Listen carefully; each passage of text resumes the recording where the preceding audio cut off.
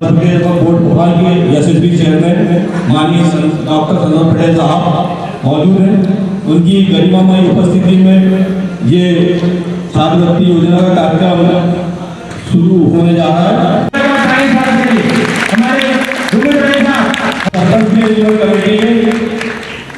मैं हमारे माफी सिद्दीकी साहब हमारे नए कमेटी के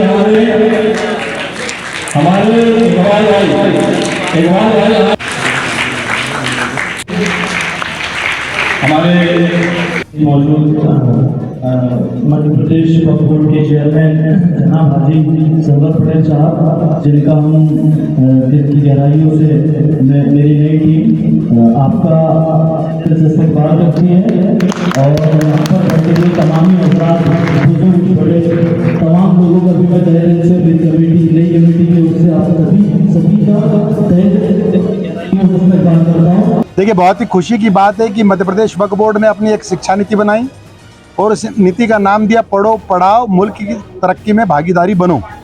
और आज उस कड़ी में छिंदवाड़ा की जिला कमेटी और छिंदवाड़ा के अंजुमन ने यहाँ एक बहुत अच्छा कार्यक्रम किया। मैं इन सब लोगों को बहुत मुबारकबाद देता हूँ। इस योजना में आज छिंदवाड़ा के 50 बेटे बेटियों को 10-10 हज़ार रुपये के चेक वितरित किए गए। वहीं शिवनी के 17 बेटे बेटियों को और बालाघाट के 13 बेटे बेटियों को चेक वितरित किए गए। तो ये बेटे बेटियों को जो चेक दिए गए हैं, ये अपनी पढ़ाई में सहयोगी बनेंगे। ये चेक इनकी इंस्टीट्यूट के नाम से दिए गए हैं। मध्य प्रदेश वक्फ बोर्ड ने एक शिक्षा नीति लागू की है, जिसके तहत अब अंजुमन कमेटियां उनकी इनकम में से जो बचत वाली इनकम होगी, उस इनकम में से 50% स्कूल के मेधावी छात्रों को छात्रवृत्ति के रूप में देंगे। आज इसी छात्रवृत्ति को वितरित करने के लिए मध्य प्रदेश राज्य वक्फ बोर्ड के चेयरमैन डॉक्टर संदीप पटेल छिंदवाड़ा पहुंचे और उन्होंने छिंदवाड़ा के बच्चों को स्कॉलरशिप के चेक और प्रमाण पत्र वितरित किए। छिंदवाड़ा सहित बालाघाट, सिवनी, जुन्नारदेव के छात्र भी यहां मौजूद थे। अंजुमन कमेटियों ने उन्हें साथ ले आई थी और उन्होंने उन बच्चों को भी चेक वितरित किए हैं। ये एक बड़ी योजना मध्य प्रदेश वक्फ बोर्ड द्वारा जारी की गई है और उसकी शुरुआत छिंदवाड़ा से हुई है। ये एक अच्छी चीज़ है। छिंदवाड़ा अंजुमन के कर कमलों से आज यह बृहद आयोजन संपन्न हुआ है। सर, ये वक्फ बोर्ड का जो बिल है उसको लेकर क्या कहेंगे? बहुत विवाद है। पर मुझे लगता है कि जो संशोधन है वो समय समय पर आते हैं। 1954 में सबसे पहले वक्फ एक्ट बना, फिर 1995 में बना, फिर 2013 में संशोधित हुआ, 2019 में भी एक छोटा संशोधन आया। अब 2024 का जो संशोधन बिल है, मुझे लगता है कि वो राष्ट्र हित में, समाज हित में और वक्फ हित में आएगा। हम उसका इस्तेमाल करेंगे। आपको नहीं लगता कि कहीं ना कहीं प्रचार की कमी इसलिए इतना विरोध हो रहा? अब देखिए साहब, दोनों तरह की बातें होती है। कुछ लोग एक एजेंडा बनाकर विरोध करते हैं, कुछ लोग उसको पढ़कर विरोध करते हैं या उसका समर्थन करते हैं। तो हमने तो जो संशोधन आए हैं, उन संशोधनों के अलावा भी और अपनी सलाह दी है। जब मध्य प्रदेश को मुंबई में बुलाया गया और जेपीसी के अध्यक्ष जगदम्बा पाल जी माननीय ने हमसे बातचीत की, तो मध्य प्रदेश के वक्फ बोर्ड ने तो उन सुझावों में जो सुधार और सुझाव हैं, उसके साथ साथ और भी सुझाव देने की कोशिश की। लेकिन इसके साथ ही संदीप पटेल ने यहाँ बताया कि मध्य प्रदेश वक्फ बोर्ड जो है वो वक्फ बोर्ड बिल को लेकर स्पष्ट है और कहीं ना कहीं सहमत भी है। वक्फ बोर्ड भी चाहता है कि कानून के तहत ही वक्फ बोर्ड चले और वक्फ बोर्ड की संपत्तियों का संरक्षण कानून के तहत हो।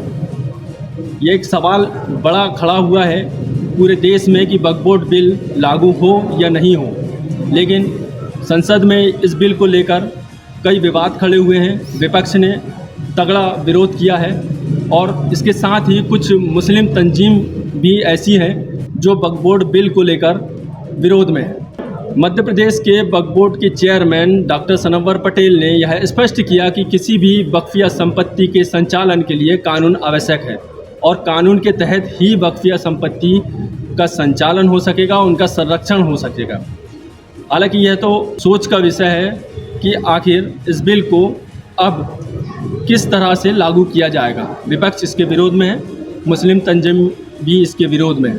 यहाँ आपके रहते हुए बहुत सारे अमिटमेंट आए और अच्छे काम हुए, जिनमें से एक काम ये भी है जो मेधावी छात्रों को छात्रवृत्ति दी जा रही है। सर, एक बड़ा इशू रहता है छोटे छोटे कस्बों में, छोटी छोटी अंजुमनों में, जो आप लोग निगरानी चंदे के नाम से जो पैसा लेते हैं, वो पैसे का इनको क्या फ़ायदा मिलता है, और दूसरा ये कि निगरानी चंदे के नाम से क्यों लिया जाता है, उसको नहीं, टैक्स के रूप में क्यों नहीं लिया? नहीं, असल में हम सब कानून से बंधे हुए हैं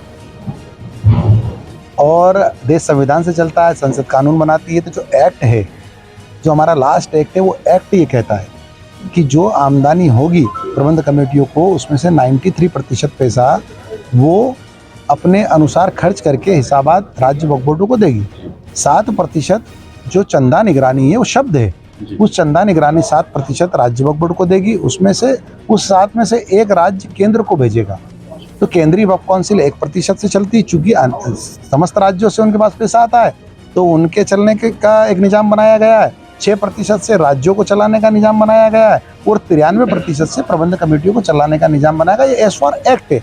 अब अगर संशोधन में वो 7 से घटाकर 5 कर दिया तो 5 रहेगा और 15 कर दिया तो 15 रहेगा। इसमें इशू ये है कि आप लोग पूरी तकाजे के साथ क्षेत्र की अंजुमन से वसूली करते हैं और चंदे के नाम पे। नहीं, कोई तकाजा नहीं, उसको तो टैक्स के रूप में लिया जाना चाहिए ना। नहीं भाई, कानून आपके और मेरे कहने से, मेरे भाई आप बहुत अच्छे पत्रकार साथी हैं, लेकिन आप और मेरे कहने से कानून नहीं, कानून संसद से बनता है और उसमें अगर चंदा निगरानी का शब्द है तो चंदा निगरानी है। पटेल साहब से उम्मीद कर सकते हैं कि इसमें जो निगरानी चंदा जो शब्द है ये हटाने की मांग करेंगे आपकी? नहीं, मुझे नहीं लगता है कि जो चंदा निगरानी आपको बुरा लग रहा है, चूंकि कानून में है तो चंदा शब्द हटना नहीं चाहिए।